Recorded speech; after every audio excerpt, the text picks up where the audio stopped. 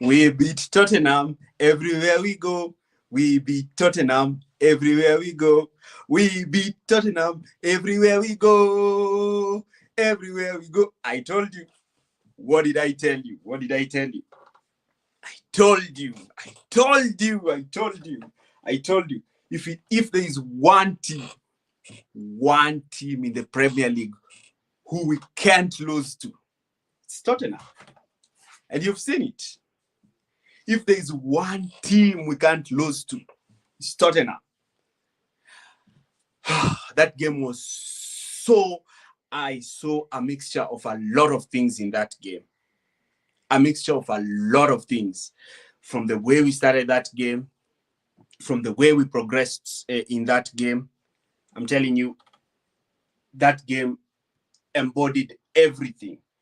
And one thing I want to talk about in this game is the return of Nicholas Jackson, the return of Nicholas Jackson, and his contribution in the game cannot be underrated because of the thing that he has given us in the game. We are now looking more dynamic.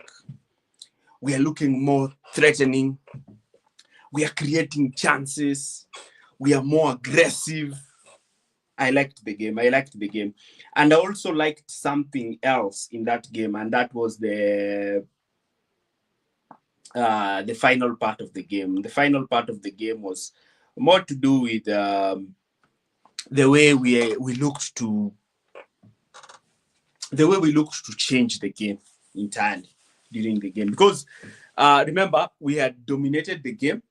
We scored the goal, and they gave us close to 12 minutes added time. You know, the Chelsea that we are used to is that is the time we usually concede. Even when we lost against Arsenal, because our attack was poor, not because our defense was poor. And recently, you've seen the way our defense has improved. And today, we did it.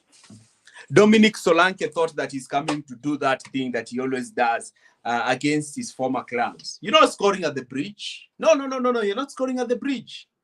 He came, Colwill and Chalobah boxed him out of the game. He was nowhere to be seen. Solanke was nowhere to be seen. Gusto had one of his best games of football. Pocketed Heung-min Son. Son almost created a good chance for Tottenham in the first half. But throughout the game, Gusto had him. Gusto kept on intercepting the ball whenever the ball was being played to Heung-min Son. Let me talk about the first minutes of the game. You could just see Jackson making those runs. You could see Jackson looking to press the defenders. You could see Jackson being hungry. And that's why Chalobah played that lovely ball over the top to Nicholas Jackson. And once Chalobah played that ball to Jackson, it was over. From then on, I knew it was over for Spurs. Because Jackson was almost scoring that goal. If he scores that goal, Enzo scores that goal, we are not even suffering here. But again, we learn a lot from this game. We have a lot of positives, a lot of negatives. And let me tell you this, the relationship between Spurs and Chelsea is not rivalry. This is ownership. We own that club. Even if Spurs are top of the league like last season, we still beat them home and away. And I told you we are going to beat them. Because Spurs cannot question any. Spurs cannot put anything to threat against Chelsea. They can't. The only time they beat us was when we had Lampard, when every other player had thrown off the toys they had thrown in the towel. Kai Havertz was focusing on going to Arsenal. Mount was focusing about going to Manchester United and therefore did not want to play so that he cannot get injured. Reece James was the only player who was giving it. And we lost away in 39 Premier League matches. 39 Premier League matches. We have not lost to Tottenham at Stamford Bridge. 39. We haven't lost even one game against Tottenham. That's what I'm telling you. This is not a rivalry. This is an ownership. We own them. Look at the way the lineup looked like. You know, when I looked at the lineup, I was like, where's Tosin? But Maresca got the lineup correct because Chalobah and Colwill were fast defenders. So they allowed Chelsea to press aggressively high. Again, you can only press aggressively high if your forwards are putting in that pressure. Today, no Christopher Nkunku. You see the team is constantly pressing. Even Sancho's off the ball movement was great. Sancho's off the ball movement was great. But whenever he had very good opportunities to attempt shots on target, he either had too many touches, he either tried to pass the ball. Sancho needs to be very quick with his decision making. I always don't prefer Neto, especially over Madueke, because Neto is a player, even if you give him the ball when he's facing the goal, he will turn back and look to try and cross. I don't know what's wrong with our wingers. Maresca needs to sit down with these wingers, train them how to actually, when you receive the ball, just don't look at going back and running backwards, but rather try to get the ball, try to make those diagonal runs, try to attempt shots on target. The only way you can score a goal is if you attempt shots on target. That is something we lacked with Sancho today. And Neto tried to create a lot of chances by playing the ball onto the far post, which I think was good. Another player that I cannot fail to mention, Moises Caicedo.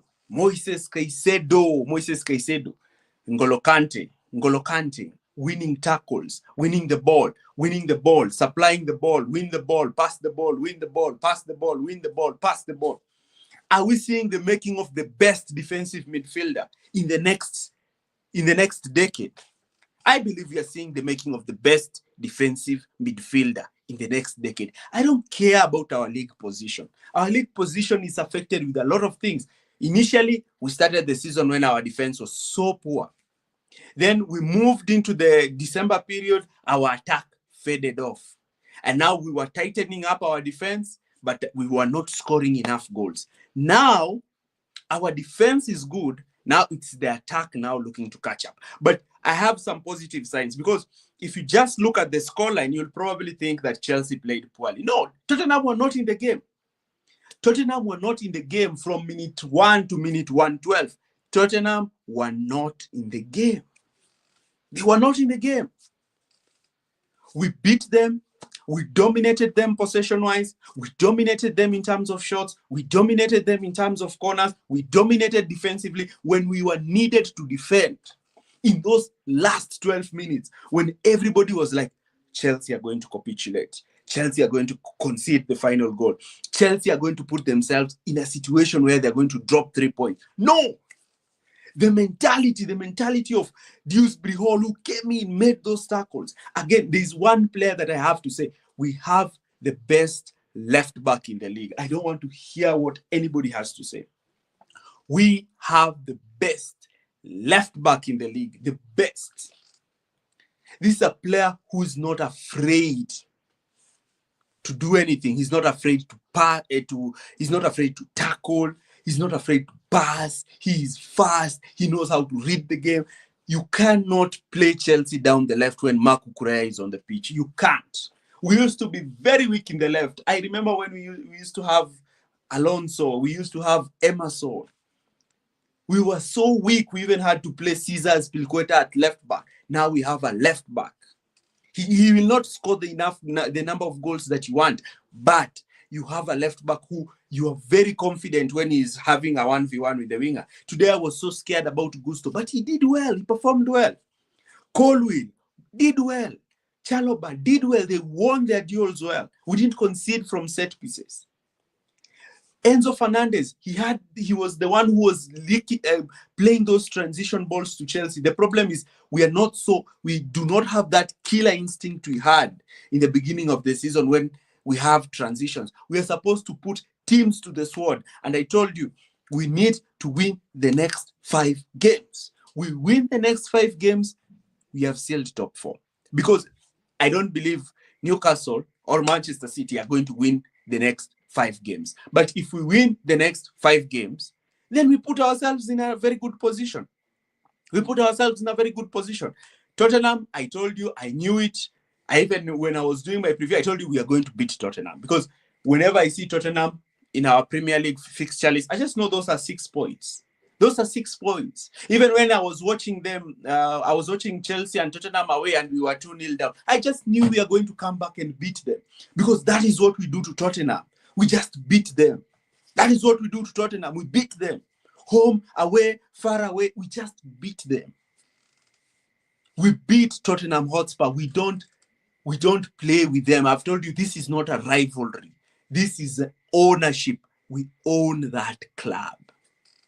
It doesn't matter who's the manager. Tuchel, no, Lampard, Pochettino, even Pochettino, their own manager, the other Enzo Maresca, Maurizio. It doesn't matter who's the manager. We beat Tottenham. Somebody is talking about the Caicedo goal. Yes, the Caicedo goal hurt. It hurt a lot, because I knew after we've scored that second goal, it was over. Over. If we score that second goal, we are beating them 4-0. Their heads had dropped.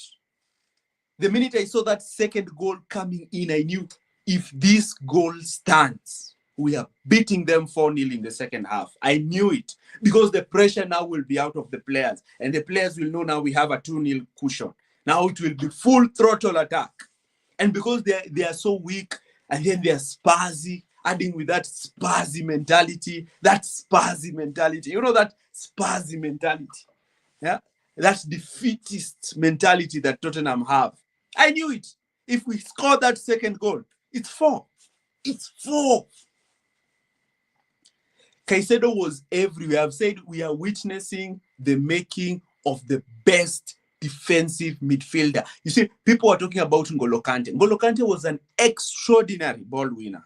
Extraordinary ball winner. That I cannot take from Kante. But Caicedo has one thing that Kante did not have. Caicedo has, I know a lot of people will hype Kante because Kante has won the World Cup, because Kante has won the Champions League, has won the Premier League. And I understand. I'm not talking anything from Kante. But Caicedo has one thing that Kante did not have: the ability to be press resistant and pass the ball. Sometimes I just used to see Kante receiving the ball and giving the ball away. That was one weakness I always had with Kante. He would sometimes receive the ball and give it away. But the good thing with him is that he would give it away and win it back. But with Caicedo, he wins the ball. And when he has the ball, he always knows where to pass the ball. And I'm telling you, we are seeing the making of the best defensive midfielder. And that's why next season we need to bring Santos into the team. Let's loan Lavia to Strasbourg. Let's loan Jorgensen to Strasbourg. Let's bring Petrovic and Santos. We need Santos in that midfield. Because look at the substitution we did today. Look at the substitution we did today. We did a substitution where we took out Enzo and we brought in Dewsbury Hall, because we don't have a midfielder. But if we had Lavia in that team, then we would have taken Enzo and we've put Lavia. But Lavia is too injury prone. And we don't know what's going to happen next season, because imagine playing a season without Caicedo in that team. Just imagine. When Cucurella is being dragged out and the player is making runs in the half space, Caicedo is covering that. When the ball is being played ahead in the 6-yard box, Caicedo is there to tackle. Caicedo is everywhere. The way he reads the game, the way he understands where the opponent is moving. He knows when to cover the half spaces. He knows when to cover zone 14. He knows when to win the tackle. He knows when to push forward, win the ball off the defenders. And sometimes these players, the attacking players, let Caicedo down. Caicedo wins the ball in the best areas of the pitch. You see Caicedo winning the ball at the edge of the opposition defense, and the attack is busy thinking. You're seeing players like Neto thinking what to do next. Caicedo is Chelsea's player of the season, but he is also getting competition from Marc Cucurella. I've told you, we have the best left back in the league.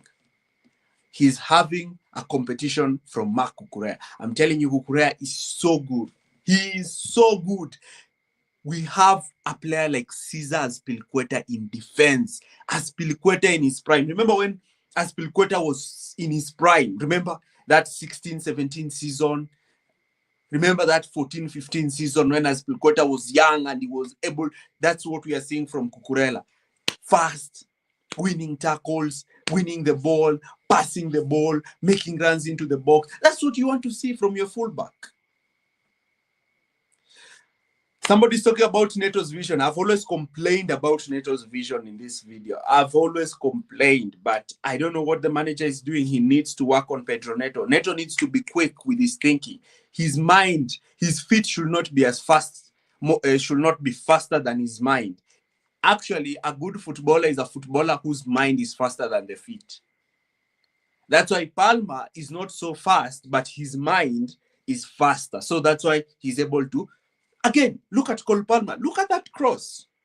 Look at that cross. And I'm happy he didn't score a goal, but he assisted the winning goal.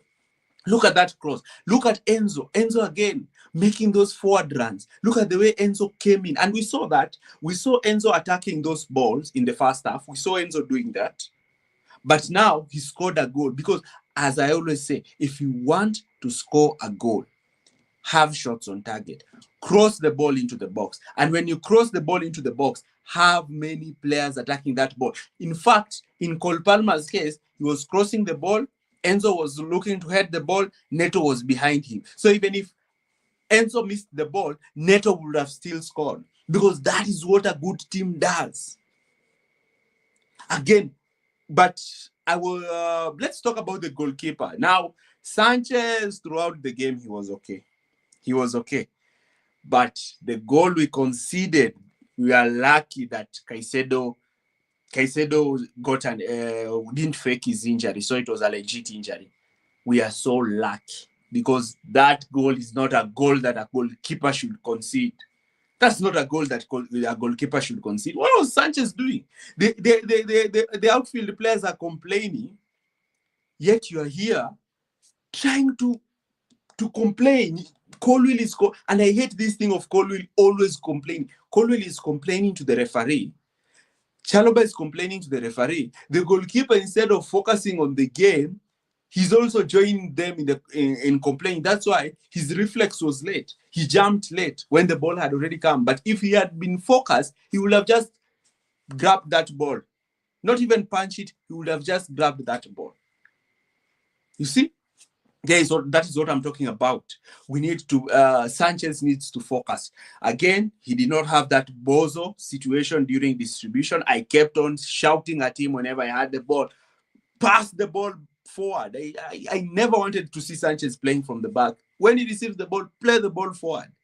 Play the ball forward. You don't have any business playing that ball from behind. So that is something that I'm really, really, really fascinated with when it comes to Robert Sanchez. Now, the other thing that really fascinated me in this game was the way we managed the game. In the first half, we started well, we started strong, we created threats. Then as the game progressed, we reduced the threat that we had created. We started to be much more conservative. Spurs thought that they were back into the game. But again, look at even the statistics. Look at even Solanke's hit map. That guy did not even attack Chelsea in Chelsea's box. We just managed that game from minute 1 to minute 90. Again, it's a good result. It's a good result. I'm not going to complain. It's 3 points. There is a clean sheet. We are back from the international break.